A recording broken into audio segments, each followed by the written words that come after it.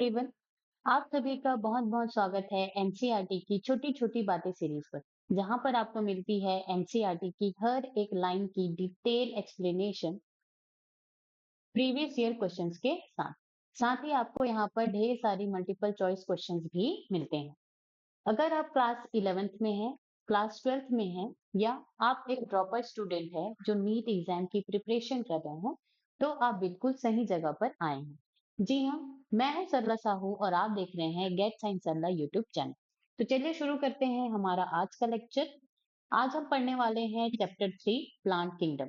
तो इसके first lecture में हमने एल्गी वाला जो पार्ट है उसको हमने कंप्लीट किया है। आज का ये जो लेक्चर है वो हमारा क्या है, सेकंड लेक्चर है, जिसमें हम ब्रायोफाइट्स के बारे में पढ़ेंगे। तो चलिए शुरू करते हैं बिना किसी देरी के।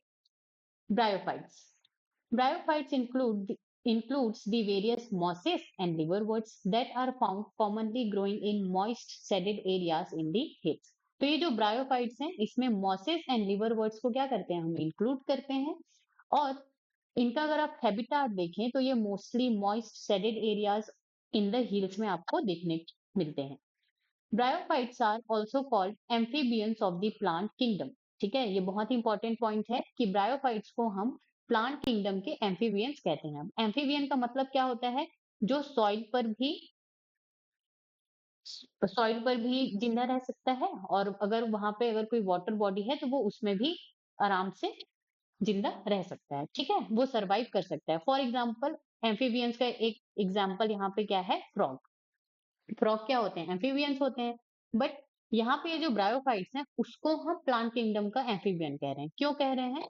Because these plants can live in soil but are dependent on water for sexual reproduction। तो ये जो प्लांट्स है वो आराम से लिव इन सॉइल, सॉइल में आराम से लिव कर सकते हैं, जी सकते हैं, लेकिन dependent on water for the sexual reproduction. Sexual reproduction में क्या होता है, fusion of two gamete, fusion of two gamete. ठीक है, तो ये जो फ्यूजन है यही क्या है, सेक्सुअल रिप्रोडक्शन है। तो इसी के लिए उनको वहां पे वाटर की नीड होती है, इसीलिए इनको हम एम्फीबियंस ऑफ प्लांट किंगडम कहते हैं। They usually occur in damp, humid and shaded localities। Okay, they play an important role in plant succession on bare rocks or soil। bare rocks और soil का मतलब आप हिंदी में कह लो बंजर जमीन जिसको हम कहते हैं। ठीक है, और कोई बहुत बड़ा पत्थर है, रॉक है, तो उसमें क्या होता है, प्लांट सक्सेशन होता है। अब प्लांट सक्सेशन क्या होता है, अगर कोई मान लो बहुत बड़ा, यहाँ पे बहुत बड़ी आपको रॉक दिख रही है, ठीक है, तो यहाँ पे क्या होगा, अब वो रॉक है तो प्लांट्स वगैरह या एनिमल्स तो वहां पर होंगे नहीं। तो यहाँ पे क्या होते हैं, ब्रायोफाइट्स इस तरह से क्या होते हैं, यहाँ पे डेवलप होते हैं। और ब्रायोफाइट्स में कौन, मॉसिस, ठीक है, लिवरवर्ट्स, और इनके साथ एक और इनका साथी होता है लाइकेंस। लाइकेंस ब्रायोफाइट्स नहीं है, लेकिन ये जो प्लांट सक्सेशन है ना, तो उसमें जो सबसे इस तरह के जो बेयर रॉक्स या सॉइल होते हैं, तो उसमें जो सबसे पहले आने वाले जो ऑर्गेनिजम्स होते हैं वो कौन होते हैं, मॉसेस होंगे, लिवरवर्ट्स होंगे और लाइकेन्स होंगे। ठीक है, तो इसीलिए यहाँ पे लिखा गया है कि they play an important role in plant succession. अब यहाँ पे क्या होता है, ये जो बेयर रॉक है जहां पे पहले कोई भी प्लांट या कुछ भी नहीं था, तो इनके आने के बाद से ये क्या करते हैं, इसको इरोड करते हैं और इसको एक फर्टाइल सॉइल में कन्वर्ट करते हैं। जब यहाँ पे सॉइल आ जाता है तो यहाँ पे बड़े बड़े प्लांट्स भी आ जाते हैं और ये फाइनली एक डेंस फॉरेस्ट बन जाता है। इसको हम क्या कहते हैं, प्लांट सक्सेशन कहते हैं। तो इसीलिए यहाँ पे बोला गया है कि bryophytes play important role in plant succession. The plant body of bryophyte is more differentiated than that of algae. ठीक है, let me erase this first. Okay, तो यहाँ पे जो ब्रायोफाइट्स का बॉडी है, ठीक है, प्लांट बॉडी है, वो थैलस लाइक होगा और प्रोस्टेट और इरेक्ट होगा। ठीक है, थैलस लाइक का मतलब क्या है उसको हम अभी जानेंगे। प्रोस्टेट और इरेक्ट का मतलब क्या होता है, सीधा होना। And attach to the substratum by unicellular और मल्टीसेल्युलर राइजोइड्स। ठीक है, तो ये क्या हो गया, सबस्ट्रेटम या फिर सॉइल हो गया।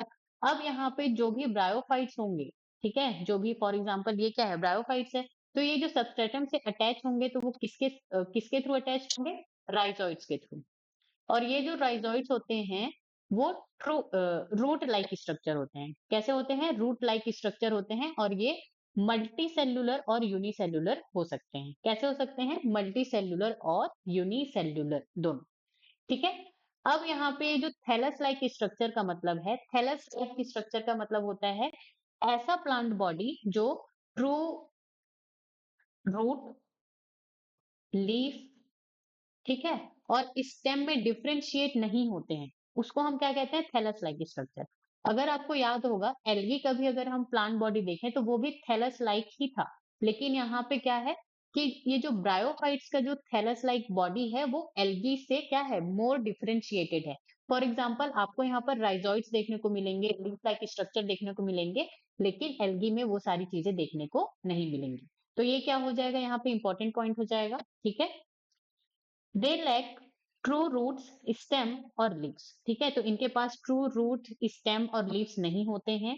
दे may possesses root like, leaf like and stem like structure. इनके पास जरूर रूट के जैसे दिखने वाले फॉर एग्जांपल राइजोइड्स और लीफ लाइक स्ट्रक्चर और स्टेम लाइक स्ट्रक्चर हो सकते हैं। ठीक है, चलिए आगे बढ़ते हैं। The main plant body of the bryophyte is haploid. ठीक है, तो ब्रायोफाइट का मेन प्लांट बॉडी कैसा होता है? हैप्लॉइड होता है, single and it produces gametes, hence it is called gametophyte. तो यहाँ पर हम देखते हैं ब्रायोफाइट्स का जो मेन प्लांट बॉडी है वो कैसा है? गैमेटोफाइट है, और ये कैसा है? हैप्लॉइड है। ठीक है, और ये जो गैमेटोफाइट है वो क्या करता है? गैमेट प्रोड्यूस करता है। अब गैमेट प्रोड्यूस करता है इसीलिए इसका नाम यहाँ पे क्या हो गया? गैमेटोफाइट हो गया। ठीक है, बाकी कैरेक्टरिस्टिक्स भी देख लेते हैं। ये जो गैमेटोफाइट होता है वो मल्टी सेल्यूलर होता है, फोटोसिंथेटिक होता है। फोटोसिंथेटिक होगा मतलब कि वो अपना खाना खुद से बना सकता है, किसी पे डिपेंड नहीं होगा वो। और ये ब्रायोफाइट्स का मेन प्लांट बॉडी है। ठीक है, तो इतना सब आपको गैमेटोफाइट के बारे में याद रखना है। आगे बढ़ते हैं। The sex organs in bryophytes are multicellular. ठीक है, the male sex organ is called antheridium.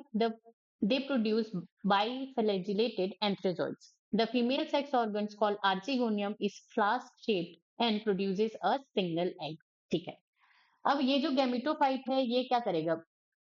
Mail and female gamete क्या करेगा? प्रोड्यूस करेगा। ठीक है, तो गैमेट प्रोड्यूस करने के लिए आपको सेक्स ऑर्गन्स की भी जरूरत होगी। तो ये जो सेक्स ऑर्गन है ब्रायोफाइट में वो कैसे हैं? मल्टी सेल्यूलर है, यानी कि बहुत सारे सेल से मिलकर के बने हुए हैं। तो यहाँ पे ये जो फीमेल का जो यहाँ पे सेक्स ऑर्गन है उसको हम क्या बोलेंगे? आर्चिगोनियम। क्या कहेंगे? आर्चिगोनियम, और वो कैसा होगा? फ्लास्क शेप्ड होगा। ठीक है, मेल का जो सेक्स ऑर्गन है वो भी मल्टी सेल्यूलर होगा और उसको हम क्या कहेंगे? एंथ्रीडियम कहेंगे। क्या कहेंगे? एंथ्रीडियम। अब ये जो एंथ्रीडियम है ये क्या प्रोड्यूस करता है? एंथ्रेजॉइड। और ये जो एंथ्रेजॉइड्स होते हैं ये बाइफ्लैजिलेटेड होते हैं। बाई का मतलब टू फ्लैजिला यहाँ पे इनके पास प्रेजेंट होगा, और ये क्या होंगे? मोटाइल होंगे। ठीक है, और यहाँ पे जो आर्चिगोनियम है वो सिंगल एग प्रोड्यूस करेगा जो कि नॉन मोटाइल होगा।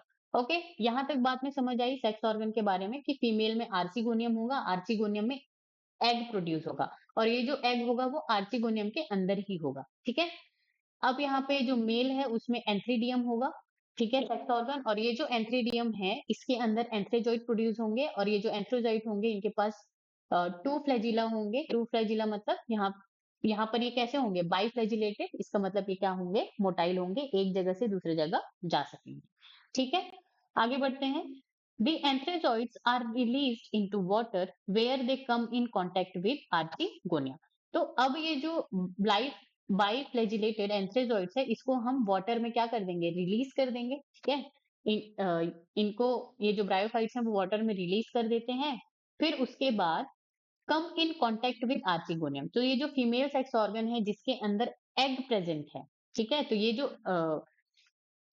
ये जो एंथ्रेजॉइड है ये क्या करता है? आर्चिगोनियम के कांटेक्ट में आता है। फिर उसके बाद an antherozoid fuses with the egg to produce a zygote. अब उसके बाद यहाँ पे ये जो एंथ्रेजॉइड है वो आर्चिगोनियम के कांटेक्ट में आया। आर्चिगोनियम के कांटेक्ट में आने के बाद वो एग के साथ, ठीक है, एग के साथ क्या हो जाता है? फ्यूज हो जाता है, और फ्यूज होने के बाद यहाँ पे क्या बनाता है? जाइगोट बनाता है। और ये जो जाइगोट होगा वो कैसा होगा? डिप्लॉइड होगा। क्यों डिप्लॉइड होगा? क्योंकि यहाँ पे ये जो गैमिट है वो क्या है? हैप्लॉइड है। यहाँ पे जो एंथ्रेजॉइड है ये भी क्या है? गैमिट है।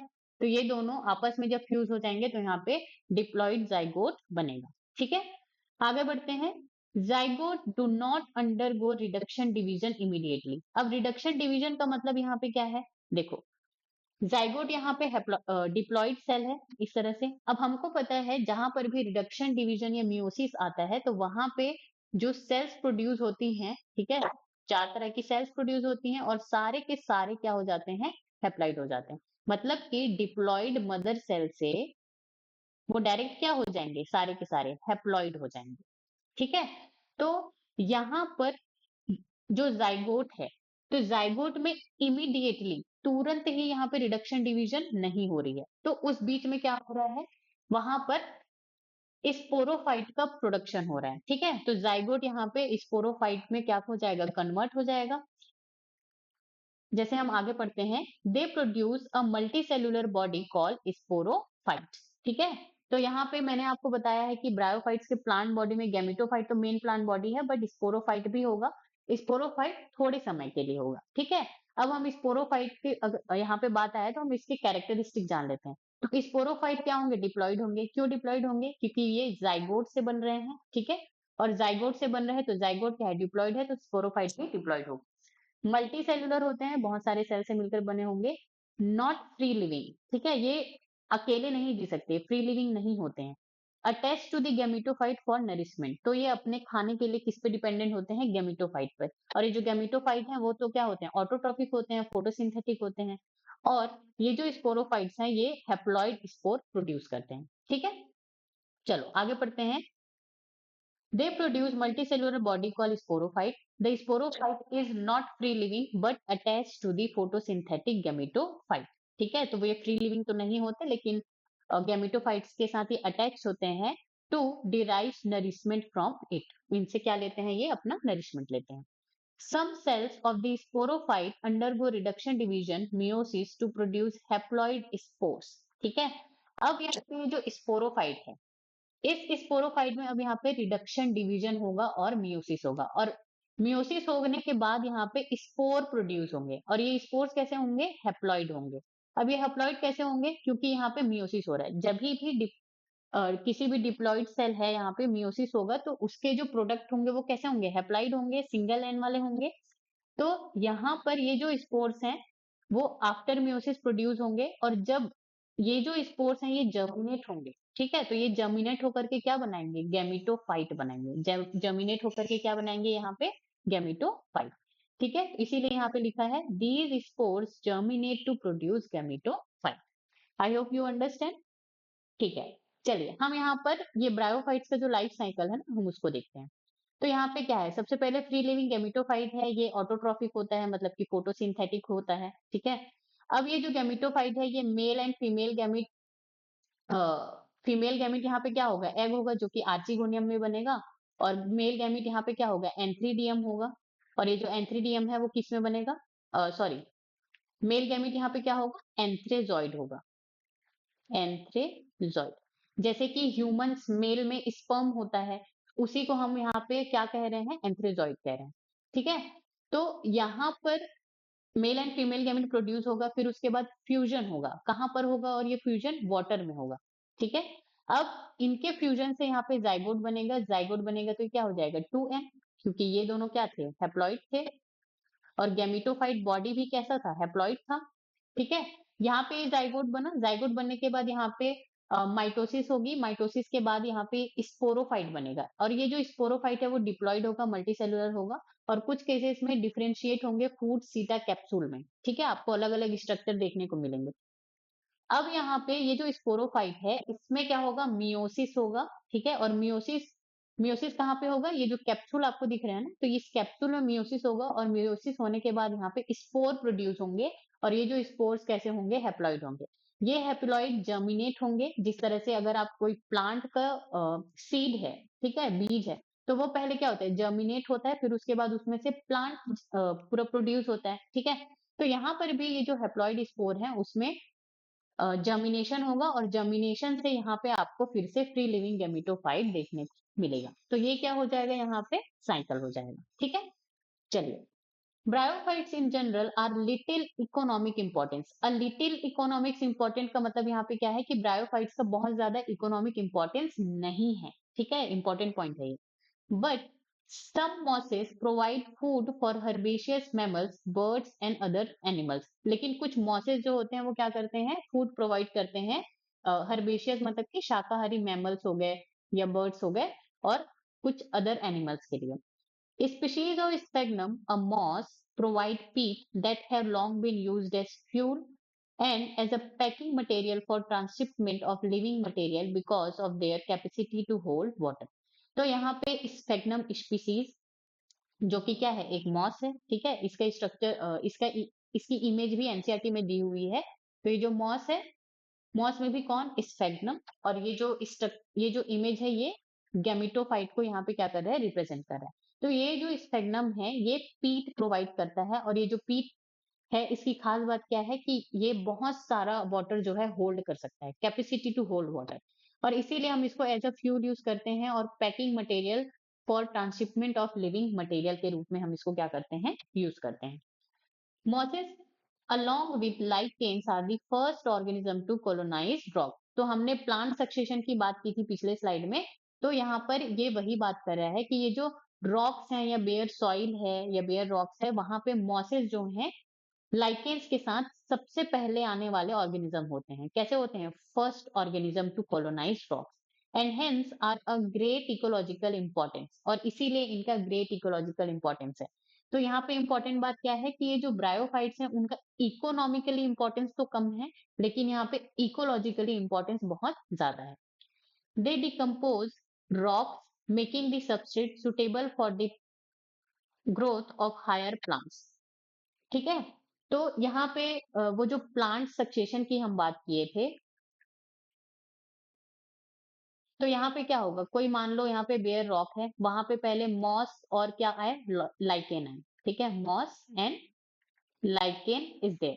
अब यहाँ पे ये क्या करते हैं, ये जो रॉक है इसको वो क्या करेंगे, सॉइल बनाएंगे। कैसे, इरोड कर करके वो वहां पे सॉइल बनाएंगे, मिनरल बनाएंगे, और वहां पे जब बहुत सारे सॉइल्स हो जाएंगे तो वहां पे जो भी हायर प्लांट्स है, ठीक है, उनकी स्पीशीज वहां पे आएगी। तो इसीलिए यहाँ पे कहा जा रहा है दे डिकम्पोजेज रॉक्स, ठीक है, making the substrate a suitable for the growth of higher plants. इसी को हम क्या कहते हैं, प्लांट सक्सेशन कहते हैं। और ये जो बेयर रॉक आपको दिख रहा है या बेयर सॉइल आपको दिख रहा है, यहाँ पर आफ्टर डिकेड ऑफ सक्सेशन यहाँ पे आपको डेंस फॉरेस्ट देखने को मिलता है, ठीक है। Since mosses from dense mats on the soil, they reduce the impact of falling rain and prevent soil erosion. तो ये जो मॉस होते हैं, ठीक है, ये जो मॉस होते हैं, ये फॉर एग्जांपल ये सॉइल बेड है, तो इसमें ये बहुत ज्यादा डेंस मैट बना लेते हैं, ठीक है, इस तरह से। तो ये सॉइल को अच्छे से क्या करके रखते हैं, पकड़ के रखते हैं। अब अगर ये सॉइल को अच्छे से पकड़ के रख रहे हैं, तो यहाँ पे क्या होता है, अगर वहां पे हैवी रेनफॉल भी हो रहा है तो वो सॉइल इरोजन को प्रिवेंट करते हैं। सॉइल इरोजन क्या होता है, जो कभी भी बारिश होती है तो पानी अपने साथ मिट्टी को बहा ले जाती है, काट के ले जाती है, उसको हम सॉइल इरोजन कहते हैं। लेकिन ये जो मॉस है, इनकी वजह से ये जो सॉइल इरोजन है उसको हम क्या कर सकते हैं, प्रिवेंट कर सकते हैं। Okay, the bryophytes are divided into liverworts and mosses. तो यहाँ पे ब्रायोफाइट्स को दो क्लासेस में डिवाइड किया गया है, लिवरवर्ट्स एंड मॉसेस में, ठीक है। तो यहाँ पे ये जो रियल स्ट्रक्चर या इमेज ऑफ मॉस मैं लेकर के आई हूँ, और ये जो क्या है, ये क्या है, पीट है। ये क्या होता है, पीट। ओके, चलिए, liverworts. The liverworts grow usually in moist, steady habitats, banks of the streams, ठीक है, किनारों में, जैसे नदी वगैरह जो रहते हैं ना उनके किनारों में। Marshy grounds, dam soil, bark of trees, जो छाल जो होती है पेड़ की, bark, उसमें भी आपको देखने को मिलेंगे। एंड डीप इन वुड्स, अगर वुड्स में कहीं पर कट लग गए हैं तो डीप अंदर में उनके देखेंगे तो वहां पे भी आपको लिवरवर्ट्स देखने को मिलेंगे। तो यहाँ पर इनका वैरायटी ऑफ हैबिटाट यहाँ पे आपको देखने को मिल रहा है। The plant body of liverwort is thalloid, ठीक है, प्लांट बॉडी ऑफ लिवरवर्ट क्या है, थैलॉइड है। फॉर एग्जाम्पल मार्केंशिया, एग्जाम्पल आपको याद रखना है, लिवरवर्ट कौन है, marchantia. The thallus is dorsi ventral and closely appressed to the substrate. अब हम समझते हैं ये डॉर्सी वेंट्रल का मतलब क्या है। देखो, थैलस का मतलब क्या होता है, plant body that is not differentiated into true root, stem और लीव्स, ठीक है। तो ये जो प्लांट बॉडी है वो ट्रू रूट, स्टेम और लीव्स में डिफरेंशिएटेड नहीं है, इसीलिए हम इसको थैलस बोल रहे हैं। डॉर्सीवेंट्रल का मतलब यहाँ पे क्या है? हैविंग डिस्टिंक्ट डॉर्सल, डॉर्सल का मतलब होता है अपर एंड वेंट्रल का मतलब होता है लोअर सरफेस। ठीक है, तो फॉर एग्जांपल ये जो आपको ऊपर अपर सरफेस दिख रहा है, ये क्या हो गया? डॉर्सल साइड हो गया। और ये जो इसका जो लोअर साइड है उसको हम क्या कहेंगे? वेंट्रल कहेंगे। ठीक है, इसी में हम देख लेते हैं, इसको हम क्या कहेंगे? वेंट्रल, वेंट्रल साइड कहेंगे। अब यहाँ पे ये जो डॉर्सल सरफेस है वो ग्रीन एंड फोटोसिंथेटिक होगा, ग्रीन एंड फोटोसिंथेटिक। ठीक है, और ये जो वेंट्रल सरफेस है इसमें क्या होगा? राइजॉइड होगा। तो इस तरह से आप ये जो राइजॉइड है इसके ये स्ट्रक्चर देख सकते हैं, ये वेंट्रल यानी कि लोअर सरफेस से ये क्या हुए हैं? प्रोड्यूस हुए हैं या निकले हुए हैं। तो यहाँ पे वेंट्रल सरफेस में अटैचमेंट के लिए राइजॉइड और स्केल्स प्रेजेंट होंगे। Closely appressed to the substrate, इसका मतलब क्या है? The thallus lies flat and closely attached to the surface soil, rock, bark, unlike mosses which are more erect। ठीक है, तो closely appressed to the substrate का मतलब है जो भी सॉइल है या जिससे भी अटैच्ड है, तो इससे ये क्या है? बहुत ही ज्यादा क्लोजली अटैच्ड है। ठीक है, चलिए आगे बढ़ते हैं। The leafy members have tiny leaf-like appendages in two rows on the stem-like structure। ठीक है, तो जो भी leafy members हैं तो उनमें छोटे छोटे leaf-like appendages प्रेजेंट होंगे। कितने रोज में? टू रोज में। और कहाँ पर होंगे? स्टेम-like स्ट्रक्चर के ऊपर होंगे। ठीक है, चलिए। Asexual reproduction in liverworts takes place by fragmentation of thalli or by the formation of specialized structures called gemmy। Singular यहाँ पे क्या हो जाएगा? gemma। Gemmy are green, multicellular, asexual birds which develop in small receptacles called gemma cups located on the thalli। ठीक है, the gemma become detached from the parent body and germinate to form new individual। अब हम इसको asexual reproduction के बारे में यहाँ पे समझते हैं। देखो, जो लिवर वर्ड्स हैं, लीवर वर्ड्स में ये जो सेक्सुअल रिप्रोडक्शन है वो दो तरीके से होगा। पहला होगा फ्रेगमेंटेशन ऑफ थैलाई, तो जो भी आपने ऐसे थैलाई देखा तो यहाँ पे इसका क्या होगा? फ्रेगमेंटेशन या ब्रेकडाउन होगा। फिर उसके बाद ये एक पूरा न्यू लिवर वर्ड्स को क्या करेगा? प्रोड्यूस करेगा। ठीक है, तो ये क्या हो गया? Fragmentation of thalli. अब यहाँ पे दूसरा तरीका है फॉर्मेशन ऑफ स्पेशलाइज्ड स्ट्रक्चर, और उस स्ट्रक्चर को हम क्या कह रहे हैं? यहाँ पे जैमी बोल रहे हैं, सिंगुलर जैमा। तो अगर बहुत सारे हैं तो हम उसको जैमी कहेंगे, और अकेला एक है तो वहां पे उसको जैमा कहेंगे। ये कैसा है? ग्रीन है, मल्टी सेलुलर है, और यहाँ पे एसेक्सुअल बर्ड्स प्रेजेंट है। ठीक है, डेवलप इन स्मॉल रिसेप्टिकल्स, जिसको हम क्या कहते हैं? जैमा कप्स कहते हैं। अब यहाँ पे आपको ये जो थैलस लाइक स्ट्रक्चर है, यहाँ पे आपको इस तरह से जैमा कप्स देखने को मिलेंगे। ठीक है, तो ये क्या क्या कहलाते हैं? जैमा कप्स कहलाते हैं। और ये जो जैमा कप्स हैं ये क्या होंगे? डी अटैच होता है, डी अटैच होते हैं, और डी अटैच होने के बाद फिर से इस तरह से क्या बनाते हैं? एक पूरा लीवर वर्ड का बॉडी यहाँ पे बन जाएगा। ठीक है, तो ये भी एक अनदर टाइप ऑफ फ्रेगमेंटेशन ही है, लेकिन यहाँ पे स्पेशलाइज स्ट्रक्चर का फॉर्म हो रहा है जिसको हम जैमी कह रहे हैं, और वो स्मॉल रिसेप्टिकल्स में बन जाते हैं, इसलिए हम उसको जैमा कप्स कहते हैं। ओके, चलिए आगे बढ़ते हैं।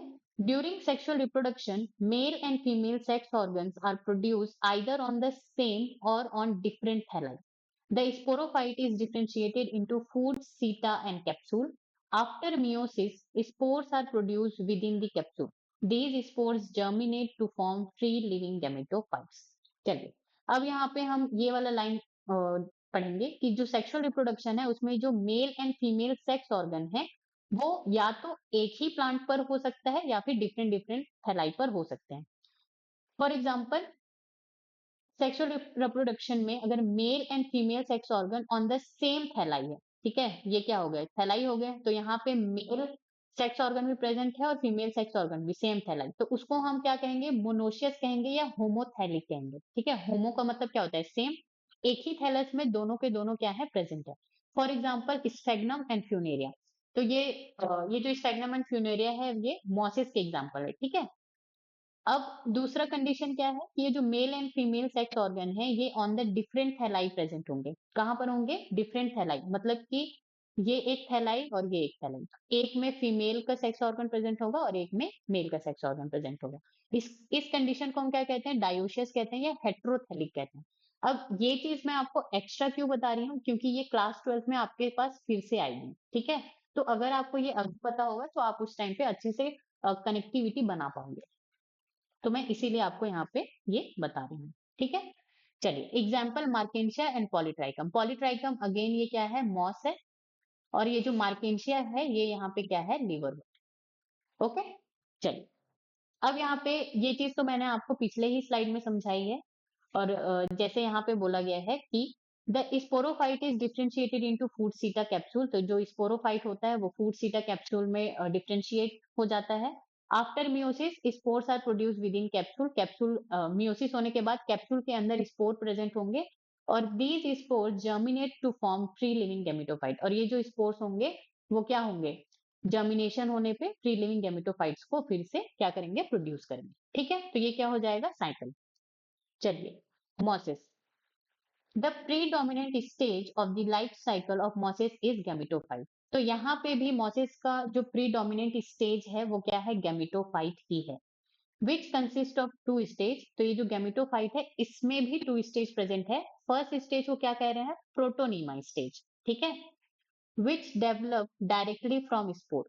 तो यहाँ पे इस तरह से क्या है, ये हैप्लॉइड स्पोर है। हैप्लॉइड स्पोर से यहाँ पे क्या बनेगा, प्रोटोनीमा बनेगा। यहाँ पे क्या बन रहा है, प्रोटोनीमा। तो इसी को हम क्या बोल रहे हैं, protonema stage. It is creeping green branch and frequently filamentous stage. तो फिलामेंटस स्टेज का मतलब जैसे इस तरह से, और ब्रांच का मतलब यहाँ पे अलग अलग तरह के इस तरह से, जैसे ट्री में ब्रांचेस निकले होते हैं उसी तरह से ये भी क्या होते हैं, यहाँ पर भी ब्रांचेस निकले होते हैं। तो ये क्रीपिंग होते हैं, ग्रीन होते हैं, ब्रांच होते हैं और फिलामेंटस होते हैं। उसके ये प्रोटोनीमा क्या हो गया, फर्स्ट स्टेज। अब यहाँ पे सेकेंड स्टेज की बात आती है। Second stage is the leafy stage. ठीक है, second stage is the leafy stage which develops from the secondary protonema. तो ये जो लीफी स्टेज है वो सेकेंडरी प्रोटोनीमा से क्या होता है, डेवलप होता है एज अ लेटरल बर्ड। तो यहाँ पे एज अ लेटरल बर्ड यहाँ पे क्या होगा, लीफ स्टेज प्रोड्यूस होगा, किससे प्रोड्यूस होगा, सेकेंडरी प्रोटोनीमा से। They consist of upright cylinder axis bearing spirally arranged leaves. They are attached to the soil through multicellular and branch rhizoid. ठीक है, ये जो मॉसेस होते हैं वो सॉइल से अटैच्ड होते हैं मल्टीसेलुलर और ब्रांच राइजोइड से।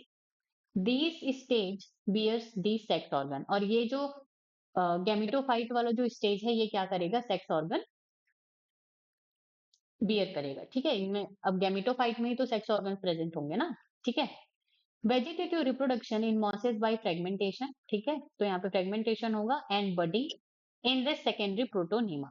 तो ये जो सेकेंडरी प्रोटोनीमा है जिससे ये जो लीफी स्टेज, ठीक है, यहाँ पे तो लिखा ही है कि ये जो लीफी स्टेज है वो सेकेंडरी प्रोटोनीमा से क्या होता है, डेवलप होता है एज अ लेटरल बर्ड। तो ये यहाँ पे क्या हो जाएगा, वेजिटेटिव रिप्रोडक्शन हो जाएगा। क्या हो जाएगा, वेजिटेटिव रिप्रोडक्शन, क्योंकि यहाँ पे सिंगल पेरेंट क्या है, इन्वॉल्व है। Okay, in sexual reproduction, the sex organs antheridia and archegonia. Antheridia is male sex organ, archegonia is female sex organ. Are produced at the apex of the leafy shoot. ठीक है, apex of the leafy shoot में आपको antheridia and archegonia देखने को मिलेंगे। After fertilization, the zygote develops into two sporophyte. ठीक है, into a sporophyte। तो जब फ्यूजन ऑफ गैमेट्स होता है तो फ्यूजन ऑफ गैमेट्स से क्या बनते हैं, जाइगोट बनते हैं। और जाइगोट किसमें कन्वर्ट हो जाता है, स्पोरोफाइट में। कंसिस्ट ऑफ अ फूट, सीटा एंड कैप्सूल। और स्पोरोफाइट में क्या क्या होता है, फूट होता है, सीटा होता है एंड कैप्सूल होता है। The sporophyte in mosses is more elaborated than that in liverworts. तो ये एक इंपॉर्टेंट पॉइंट है क्योंकि यहाँ पे कंपैरिजन हुआ है मॉसेस एंड लिवरवर्ट्स में। तो ये जो मॉसेस का जो स्पोरोफाइट है वो ज्यादा इलॉबरेट होता है लीवरवर्ट्स के स्पोरोफाइट से। Okay, the capsule contains spore. तो कैप्सूल के अंदर क्या होगा, मियोसिस होगा और वहां पे स्पोर्स प्रेजेंट होंगे and spores are formed after meiosis. The mosses have an elaborate mechanism of spores dispersion. और ये जो मॉसेस होते हैं, स्पोर डिस्पर्जल का मतलब यहाँ पे क्या है, मान लो ये क्या है, इस तरह से कैप्सूल है, इसमें एक स्पोर प्रेजेंट है, और डिस्पर्जल का मतलब यहाँ पे क्या हो जाए, ये रप्चर हो जाएगा और सारे स्पोर बाहर आ जाएंगे। ठीक है, तो यहाँ पे ये जो मैकेनिज्म है ये बहुत ज्यादा इलाबोरेटेड है। एग्जाम्पल की बात करें, फ्यूनेरिया, पॉलीट्राइकम एंड स्फेग्नम। तो यहाँ पे मॉसिस के तीन एग्जाम्पल है, फ्यूनेरिया, पॉलीट्राइकम एंड स्फेग्नम। ठीक है, चलिए अब अब बात करते हैं हम इमेजेस की। फिगर 3.2। तो यहाँ पे देखिए, ये जो ए है और बी है, ठीक है। तो ब्रायोफाइट्स अ लीवरवर्ट मार्केंशिया ए, ठीक है। तो ये किसके बारे में, ये क्या है, ये मार्केंशिया है, मार्केंशिया, ठीक है। अब ये जो ए है, ये ए क्या है, फीमेल थैलस है, और ये जो बी है ये क्या है, मेल थैलस है। अब आपको ये इस तरह से अगर इमेज में आए तो पहचानेंगे कैसे, देखो ये जो फीमेल थैलस है, इसका ये जो आर्चिगोनियोफोर है वो बहुत ही सुंदर है, ठीक है, ब्यूटीफुल है, फ्लावर लाइक स्ट्रक्चर। तो आपको इससे याद रखना है कि ये क्या है, फीमेल थैलस है, ओके। और यहाँ पे क्या है, आर्चिगोनियोफोर। आर्चिगोनियोफोर क्या होता है, सेक्स ऑर्गन होता है, ठीक है। अब यहाँ पे ये क्या है, मेल। अब मेल में इसका जो एंथ्रीडियोफोर है, जिसमें एंथ्रोजॉइड गैमीट बनेंगे, ये उतना ज्यादा अट्रैक्टिव नहीं दिख रहा है, ठीक है। तो यहाँ पे ये क्या हो गए, मेल एंड फीमेल, आप इस तरह से पहचान सकते हैं। अब एसेक्सुअल रिप्रोडक्शन में हमने जैमा कप के बारे में बात की थी, ठीक है, जैमी के बारे में। तो जैमी किसमें, स्मॉल रिसेप्टिकल्स में वो डेवलप होकर के जैमा कप बनाते हैं, और ये जब जैमा कप अलग से इस तरह से डी अटैच हो जाएंगे, ठीक है, इससे, और डी अटैच होकर के ये इसी के जैसे क्या हो जाएंगे, बड़े हो जाएंगे, ठीक है। अब फीमेल जैमा कप से जो जैमा कप डी अटैच होंगे वो क्या बनाएंगे, फीमेल गैमिटोफाइट बनाएंगे, और जो मेल मेल बॉडी से जो डी अटैच होंगे वो क्या बनाएंगे, मेल गैमेटोफाइट बनाएंगे, ओके। तो यहाँ पे ये जो मार्केंशिया है, यहाँ पे ये हेट्रोथैली का क्या है, एग्जाम्पल है, हेट्रोथैली, या फिर डायोशियस का ये यहाँ पे क्या हो जाएगा, एग्जाम्पल हो जाएगा, क्योंकि यहाँ पे male and female sex organ different different thallus पे प्रेजेंट है, ओके। चलिए, अब यहाँ पे सी एंड डी इमेजेस को देखिए, तो ये क्या है, मॉसेस है, ये क्या है, मॉसेस, ओके। तो यहाँ पे ये जो सी है, ये क्या है, फ्यूनेरिया। ये जो सी है ये क्या है, फ्यूनेरिया है। और गैमेटोफाइट एंड स्पोरोफाइट आपको एक साथ यहाँ पे देखने को मिल रहा है। और ये जो डी है वो क्या है, स्फेग्नम। ये क्या है, स्फेग्नम। इस तरह से आपके जो एनसीईआरटी है उसमें भी आप इसी तरह से सामने में नाम लिख लीजिए, ठीक है। और ये इस सेगनम का क्या दिया हुआ है, गैमेटोफाइट का फोटो यहाँ पे दिया गया है। अब देखिए, हमने वहां पे पीछे बहुत बातें की, ये जो स्पोरोफाइट है ये फूट, ठीक है, सीटा एंड कैप्सूल में क्या होते हैं, डिवाइड होते हैं। और ये जो कैप्सूल्स होते हैं, इसी कैप्सूल में यहाँ पे रिडक्शन डिवीजन होता है, और ये हेप्लॉइड स्पोर क्या करते हैं, हेप्लॉइड स्पोर प्रोड्यूस करते हैं, और ये जो स्पोर प्रोड्यूस करते हैं वो फिर से गैमेटोफाइट में क्या हो जाते हैं, जर्मिनेट हो जाते हैं, ठीक है। तो वो यही कैप्सूल की बात हो रही है। तो यहाँ पे ये क्या है, गैमेटोफाइट है, और ये स्पोरोफाइट है। अब यहाँ पे जो ब्रायोफाइट्स हैं उसमें हमें पता है कि जो ब्रायोफाइट्स होते हैं वो क्या होते हैं, फोटोसिंथेटिक होते हैं। और ये जो स्पोरोफाइट है वो इस गैमेटोफाइट में क्या होते हैं, डिपेंड होते हैं। तो जैसा कि आप देख सकते हैं कि ये जो स्पोरोफाइट है वो गैमेटोफाइट के ऊपर लगा हुआ है, ओके। इस फैगनम के गैमेटोफाइट की अगर हम बात करें तो यहाँ पे आर्चिगोनिया एंड ब्रांच आपको देखने को मिल रहा है। आर्चिगोनियल ब्रांच यानी कि ये क्या हो गया, फीमेल सेक्स ऑर्गन, और ये एंथ्रीडियल ब्रांच, इसका मतलब ये क्या हो गया, मेल सेक्स ऑर्गन।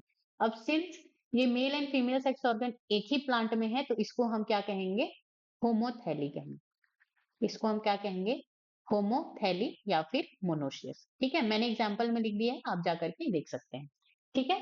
चलिए, एमसीक्यूज।